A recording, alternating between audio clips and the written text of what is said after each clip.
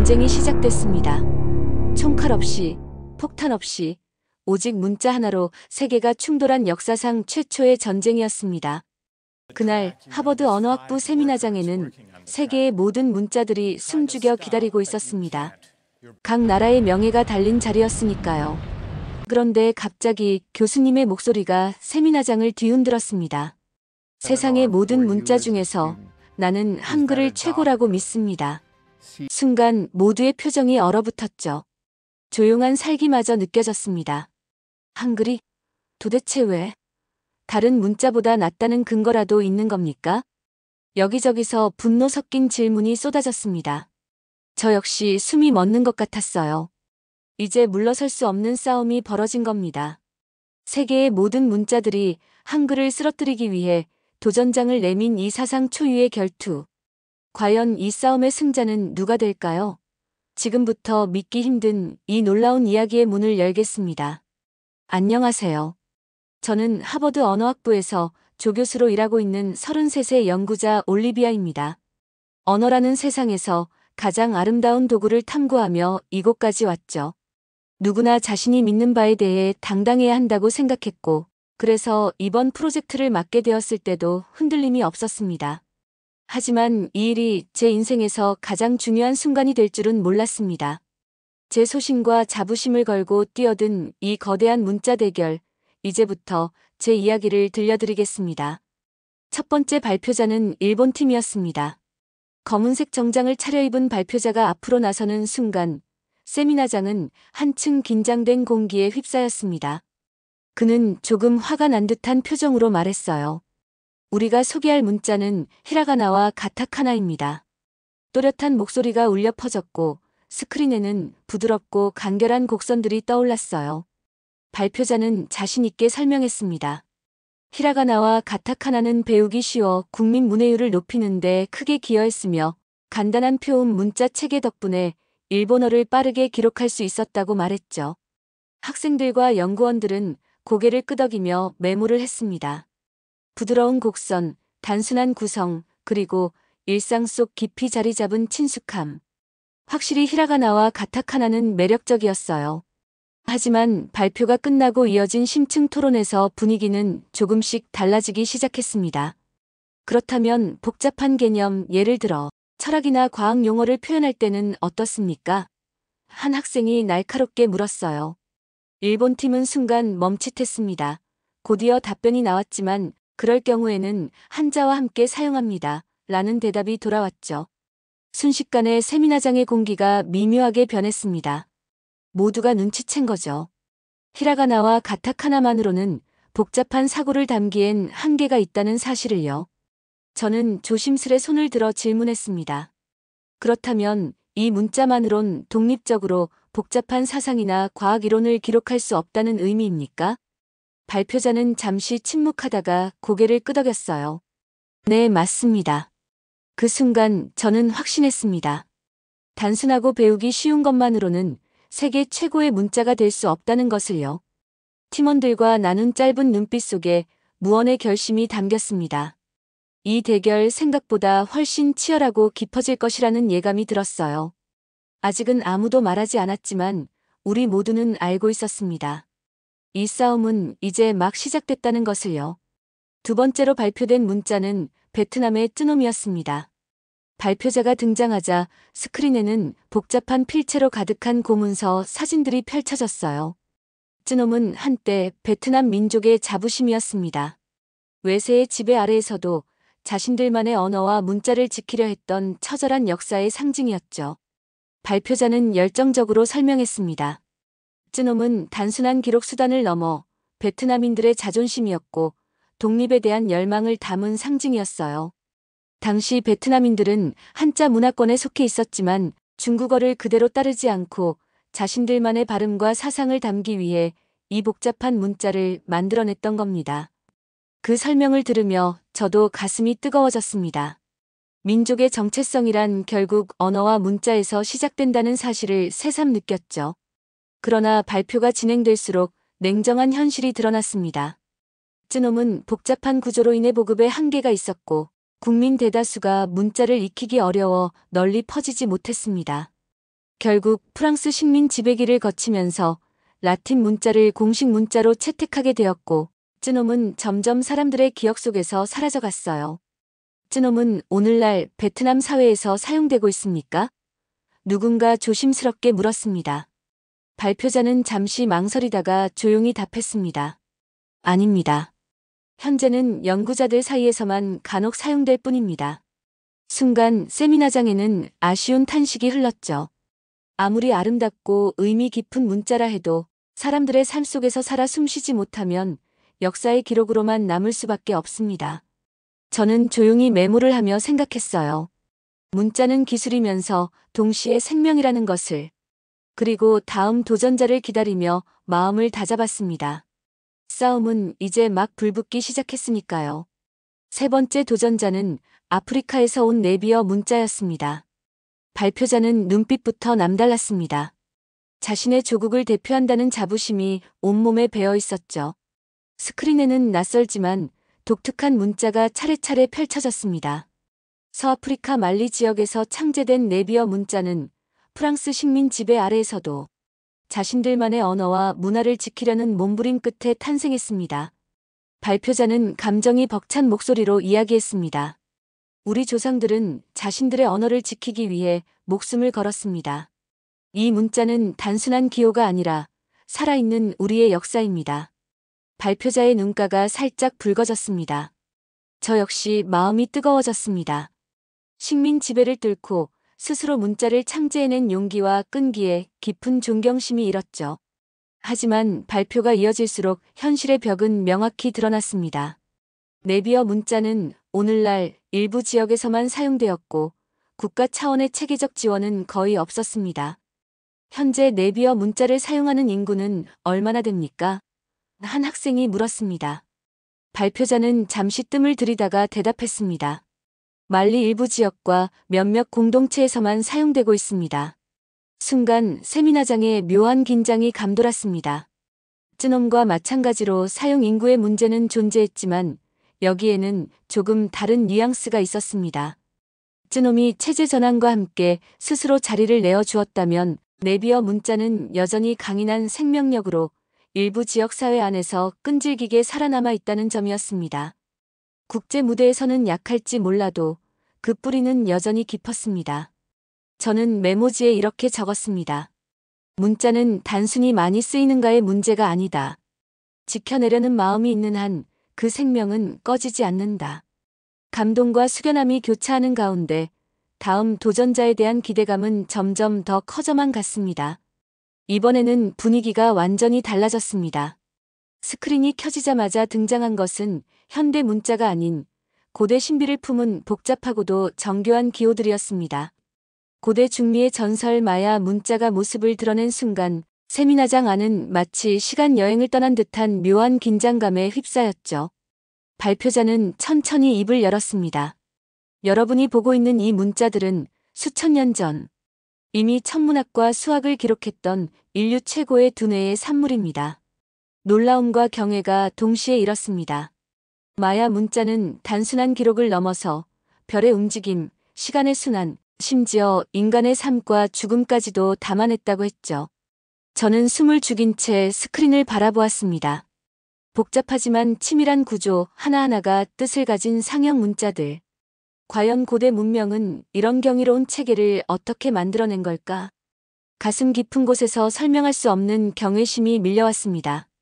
인류의 지혜가 이렇게 오래전부터 꽃피웠다는 사실이 믿기지 않을 정도였죠.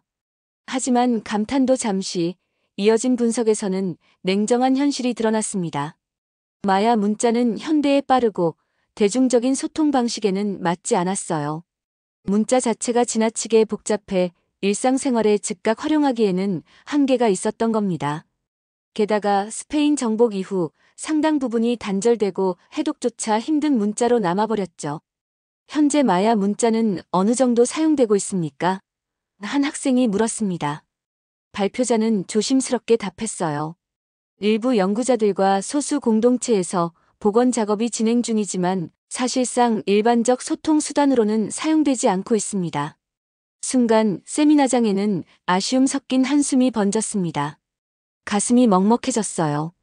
눈앞에 펼쳐진 위대한 유산이 현실 속에서는 기억 저편으로 사라지고 있다는 사실이 왠지 모를 상실감을 안겨주었습니다. 저는 메모에 조용히 적었어요. 지혜만으로는 문자가 살아남지 못한다. 사람들과 함께 숨 쉬어야 한다. 마음 한켠에 남은 먹먹함을 조용히 삼켰습니다. 그리고 고개를 들었어요. 아직 남은 도전자들이 기다리고 있었습니다. 어쩌면 지금까지와는 전혀 다른 무언가가 우리를 놀라게 할지도 모른다는 예감이 스치고 지나갔습니다. 세미나장 안에 다시 긴장감이 흘렀습니다. 모두가 알고 있었죠. 이번 도전자는 절대 가볍게 볼 상대가 아니라는 걸. 문화의 무게, 역사의 깊이, 수천 년을 이어온 거대한 힘. 중국 한자의 등장입니다.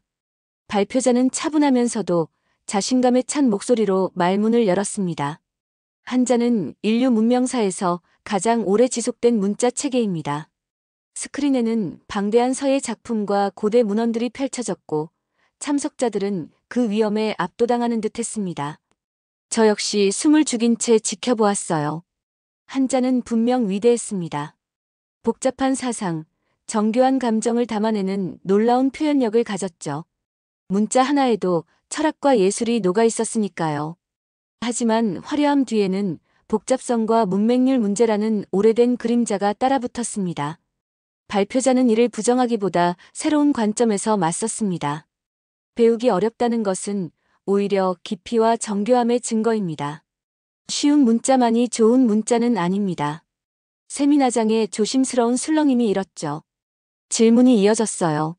일부 학설에 따르면 한자가 동이족 계통의 문자에서 유래했다는 주장도 있습니다. 이에 대해 어떻게 생각하십니까? 발표자의 표정이 굳어졌습니다. 평정심을 잃지 않으려 애쓰는 듯 했지만 목소리에는 단호함과 살짝 격앙된 기운이 배어 있었어요. 한자는 곧 한족의 정체성입니다. 설령 다양한 기원이 존재한다고 해도 그것은 모두 중화 문명 아래 통합된 것입니다. 의심의 여지가 없습니다. 그의 말이 끝나자 세미나장에는 묘한 긴장감이 번졌어요. 저는 펜을 쥔 손에 힘이 들어간 걸 느끼며 숨을 죽였습니다. 지금 벌어지고 있는 것은 단순한 문자 논쟁이 아니라 문명의 주도권을 둘러싼 충돌 같았거든요. 이어진 질문은 분위기를 다시 가라앉혔습니다. 그렇다면 누군가 조심스럽게 물었어요. 오늘날에도 한자는 여전히 학습 장벽이 존재하는지요? 발표자는 짧게 숨을 몰아쉰 뒤 약간 상기된 얼굴로 답했어요. 네. 현대 중국에서도 초등학교부터 긴 시간 동안 집중적으로 한자를 학습해야만 문해력을 갖출 수 있습니다. 말끝에 실린 은은한 긴장과 방어적인 기운을 저는 놓치지 않았습니다. 저는 그 모습을 지켜보며 복잡한 감정에 휩싸였습니다. 문자 하나가 민족의 힘이자 자부심이 되는 것은 이해할 수 있었어요. 그러나 문자가 사람을 가르고 우월성을 주장하는 도구로 변질되는 모습에는 왠지 모를 불편함이 스며들었습니다. 그 순간 저는 깨달았어요. 아무리 아름답고 아무리 오랜 역사를 자랑하더라도 모두가 쉽게 품을 수 없는 문자는 결국 장벽이 될 수밖에 없다는 것을요. 그리고 문자는 누구의 소유물이 되어서는 안 된다는 것도 말입니다. 손에 쥔 펜을 저도 모르게 더욱 세게 움켜쥐었습니다. 이 싸움, 이제는 단순한 문자의 경쟁이 아니었어요. 문명의 본질을 놓고 벌이는 더 깊은 싸움으로 변하고 있었습니다. 한자 발표가 끝난 후 세미나장은 숨막히는 정적에 휩싸였습니다. 누군가 작게 숨을 고르며 고개를 들었고 또 다른 누군가는 손에 쥔 펜을 힘없이 내려놓았어요. 모두의 얼굴에는 알 수 없는 감정이 얼룩져 있었습니다. 패배감, 혼란, 그리고 미묘한 분노. 곧이어 작은 속삭임이 터져 나왔습니다. 정말 이게 최고의 문자인가요? 누군가 던진 이 질문은 곧 불씨가 되어 세미나장을 타올랐어요. 오래 살아남은 게 대단한 건가요? 아니면 모두가 쉽게 쓸 수 있어야 하는 건가요? 문자는 권력의 도구였던 것뿐 아닙니까? 서로 다른 의견들이 부딪히며 긴장감은 점점 고조되었습니다. 한쪽에서는 역사의 무게가 곧 진실이라고 주장했고 또 다른 쪽에서는 삶과 함께 숨쉬지 못한 문자는 죽은 것이라며 맞섰죠. 저는 조용히 그 광경을 지켜보았습니다. 책상 위에는 수많은 문자가 나열되어 있었지만 그 어떤 것도 완벽하지 않았어요. 모든 문자는 찬란했지만 동시에 상처 입어 있었고 살아남았지만 무언가를 잃고 있었습니다. 회의는 점점 감정 섞인 논쟁으로 번졌고 질문은 끊임없이 쏟아졌어요. 진짜 문자는 무엇인가? 과연 문자는 누구를 위해 존재하는가? 기록을 위한 것인가? 연결을 위한 것인가? 혼란과 열기가 뒤섞인 그 순간 저는 깨달았습니다. 이 싸움은 단순히 최고의 문자를 고르는 것이 아니라 문자의 본질을 찾아가는 여정이 되어가고 있다는 것을요. 답은 아직 멀었지만 이제 진짜 싸움이 시작된 것이 분명했습니다. 논쟁이 길어지면서 세미나장 안에는 피로와 체념이 짙어졌습니다. 사람들의 목소리는 점점 작아졌고 질문도 비슷한 맥락에서 반복되면서 모두가 지쳐갔어요. 이제 정말 끝인가 싶었습니다. 그때였어요. 갑자기 세미나장 문이 급하게 열렸고 모두의 시선이 문 쪽으로 쏠렸습니다. 숨을 헐떡이며 들어온 사람, 바로 체로키 문자를 발표하기로 했던 제이콥 박사였어요. 발표 자료를 품에 안고 허둥지둥 들어오는 그의 모습은 어딘가 절박해 보였고 그 절박함이 이상하게도 세미나장의 공기를 단숨에 바꿔놓았습니다. 조금 전까지 무기력했던 사람들의 눈빛에 다시 생기가 돌기 시작했거든요. 저는 자리에서 천천히 일어나 목소리를 높였습니다. 체로키 문자의 발표가 남아 있습니다. 아마도 우리가 놓쳤던 중요한 열쇠가 될지도 모릅니다. 그 말에 장내가 술렁였습니다. 기대와 의심이 교차하는 묘한 기류가 흐르기 시작했죠. 몇몇 참석자들은 체로키라는 이름에 미묘한 반응을 보이며 예상치 못한 궁금증을 품은 듯 했습니다. 모두의 마음속에는 이 마지막 발표가 과연 어떤 전환점을 만들어낼 수 있을지에 대한 조심스러운 기대가 번져갔어요. 저는 조용히 그러나 확신 있게 고개를 끄덕였습니다. 그동안 우리는 문자들의 위대함과 과학성을 논했습니다. 하지만 정말 중요한 건 따로 있습니다. 진짜 살아 숨쉬는 문자, 그 답이 아직 남아 있습니다. 순간 세미나장의 모든 시선이 체로키 발표자에게 향했습니다. 그가 숨을 고르며 발표 자료를 펼치는 모습을 보면서 저는 알 수 없는 흥분과 긴장감을 느꼈어요. 이제 진짜 시작이었어요. 모두가 숨죽이며 누구도 예상치 못한 반전의 순간을 기다리고 있었습니다. 스크린에 체로키 문자가 등장한 순간 세미나장 안의 공기가 바뀌었습니다. 복잡한 곡선도 화려한 장식도 없었죠. 단순하고 명료한 기호들이 화면을 가득 채웠습니다. 발표자는 차분한 목소리로 설명을 시작했어요. 체로키 문자는 문맹이었던 한 남자가 자신과 가족, 그리고 부족을 위해 만든 문자입니다. 모두 숨을 죽였어요. 체로키족 출신의 대장장이었던 세콰야, 문자를 알지 못했던 그가 오직 부족을 위한 마음 하나로 독자적인 문자를 창제했고 불과 몇 년 만에 체로키 부족의 문맹률을 제로로 만들었다는 이야기였습니다. 세미나장의 분위기는 점점 뜨거워졌어요. 과학자들도 학생들도 저 역시도 놀라움을 감출 수 없었어요. 고대 마야 문자처럼 정교한 설계도 아니었고 한자처럼 수천 년의 역사도 없었지만 체로키 문자는 단순한 효율성과 실용성을 넘어 인간의 의지와 사랑으로 탄생한 문자였습니다. 발표자가 힘주어 말했어요. 이 문자는 읽고 쓰는 권리를 모든 이들에게 나누어 주었습니다. 세상에서 가장 빠르게 문해율을 끌어올린 기적이며 그렇게 문맹률 0%라는 위협을 달성한 것입니다. 그 순간 제 가슴도 두근거리기 시작했어요. 살아 숨쉬는 문자, 진정으로 사람을 위한 문자가 무엇인지 처음으로 실감했거든요. 모두가 숨을 죽인 채 체로키 문자의 화면을 바라보았습니다. 기대, 감동, 그리고 설명할 수 없는 경외감. 이 작은 부족의 문자가 만들어낸 파장은 세미나장 전체를 집어삼키고 있었습니다. 체로키 문자의 이야기는 감동적이었어요. 그러나 발표자는 조심스럽게 다음 장면을 보여주었죠. 스크린에는 시간이 흐르며 점점 사라져가는 체로키 문자의 기록들이 떠올랐습니다. 안타깝게도 체로키 문자는 지금 거의 사용되지 않고 있습니다. 발표자의 목소리에는 아쉬움이 묻어났습니다. 체로키 부족이 강제 이주를 당하고 공동체가 무너진 뒤 문자를 가르칠 환경과 전승할 힘을 잃어버렸던 겁니다. 저는 가슴 깊이 먹먹함을 느꼈어요. 아무리 뛰어난 문자라 해도 그것을 지키고 이어가려는 사람들의 사랑과 헌신이 없으면 결국 사라질 수밖에 없다는 사실을 이렇게 뼈아프게 깨닫게 될 줄은 몰랐습니다. 세미나장 안에도 무거운 침묵이 내려앉았습니다. 누군가는 조용히 한숨을 쉬었고 누군가는 펜을 내려놓은 채 눈을 감았죠. 체로키 문자는 기술이나 효율성만으로는 지켜질 수 없었습니다. 문자는 사람들의 가슴 속에서 살아야 했어요. 민족적 사랑, 기억하려는 의지, 그리고 끝없는 헌신. 그것이 없으면 아무리 위대한 문자도 결국은 잊혀지고 말 거라는 걸 우리는 모두 느끼고 있었습니다. 저는 조용히 메모를 했어요. 문자는 생명이다. 그리고 생명은 사랑 없이는 지속될 수 없다. 그리고 그 민족의 끈질긴 생명력이 뒷받침될 때 문자는 비로소 존재의 의미를 얻는다. 그 순간 제 마음 한편에서 오래도록 잊고 있던 어떤 이름이 또렷이 떠올랐습니다. 한글이었어요. 그 작은 소리와 큰 뜻이 제 가슴 속 깊이 울리기 시작했어요. 체로키 문자의 발표가 끝난 후 세미나장 안은 다시 숨죽인 정적에 잠겼습니다. 모두가 생각에 잠긴 얼굴로 침묵을 지켰어요. 그리고 그 고요함 속에서 마침내 주최자인 교수님께서 천천히 자리에서 일어나셨습니다. 지금까지 우리는 각기 다른 문자들의 빛과 그림자를 보았습니다.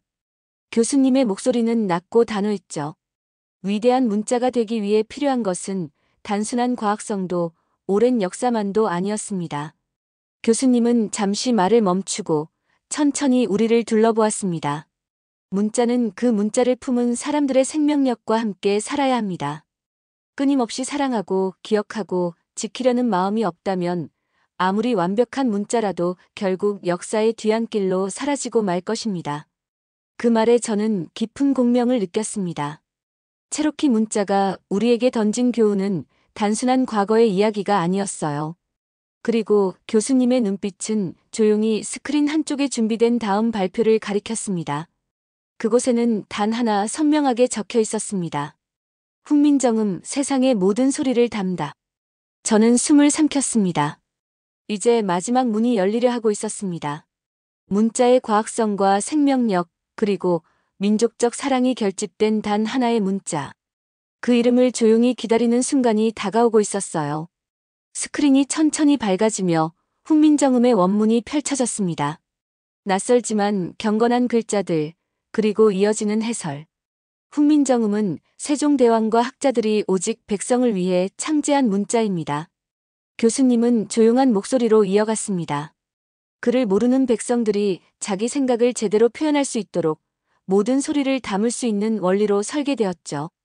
이 문자는 몇몇 지배층이 아니라 모든 사람을 위한 문자였습니다. 세미나장의 공기가 서서히 달아오르기 시작했어요. 스크린에는 초성, 중성, 종성으로 나뉘어 조합되는 한글의 원리가 소개됐고 과학적인 의문 체계가 한눈에 들어왔습니다. 단순히 외운 것이 아니라 원리를 이해하면 누구나 스스로 글자를 만들 수 있습니다. 발표자의 설명에 이따금 놀란 탄성이 터져나왔죠. 한글은 복잡한 문법이나 외워야 할 기호가 아니라 사람의 소리를 본떠 설계된 문자였습니다. 훈민정음은 인간의 발성기관을 분석하고 그 움직임을 문자로 표현했습니다. 세계 어떤 문자보다 체계적이고 과학적입니다.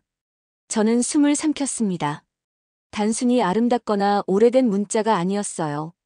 사랑을 품고 탄생했고 생명처럼 가꾸어져 왔고 이제는 세상 어디에 내놓아도 부끄럽지 않은 완성도를 가진 문자. 세종대왕이 꿈꿨던 백성을 위한 문자는 수백 년이 지난 지금 이 자리에서 다시 빛나고 있었습니다.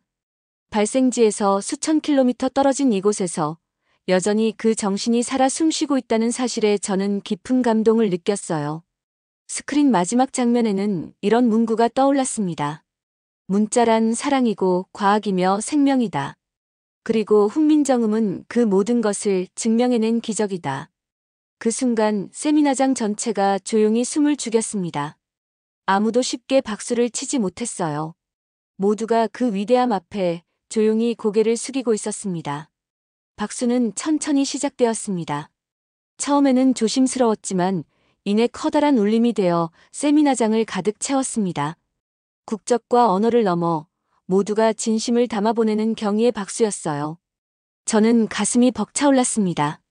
학문을 넘어 문명과 시대를 넘어 살아남은 이 문자 앞에서 우리는 경외심을 느끼고 있었습니다. 훈민정음, 이 작은 문자체계는 인류 전체가 소중히 여겨야 할 보물이라는 사실을 이제 누구도 부정할 수 없었죠. 저는 조용히 생각했습니다. 한 나라의 왕이 백성을 위해 꿈꾼 이상이 수백 년을 건너 수천 킬로미터를 넘어 지금 이곳에 살아 숨쉬고 있다는 사실을, 그리고 그 사랑과 신념이야말로 인류가 결코 잃어서는 안 될 진정한 가치라는 것을요. 오늘 이야기는 여기까지입니다. 수백 년 전 백성을 위한 마음 하나로 탄생한 한글이 이제는 세계를 감동시키고 있습니다. 세상의 수많은 문자들 속에서도 가장 위대하고 가장 따뜻한 문자가 바로 한글이라는 사실을 우리는 함께 확인했습니다. 이 자랑스러운 이야기, 앞으로도 세상에 더 널리 알려야 하지 않을까요? 구독과 좋아요는 더 많은 이들에게 한글의 가치를 전하는 소중한 힘이 됩니다. 여러분의 작은 손끝 하나가 큰 자부심이 되어 돌아올 겁니다. 오늘도 끝까지 함께 해주셔서 감사합니다. 다음 영상도 따뜻한 이야기로 찾아오겠습니다.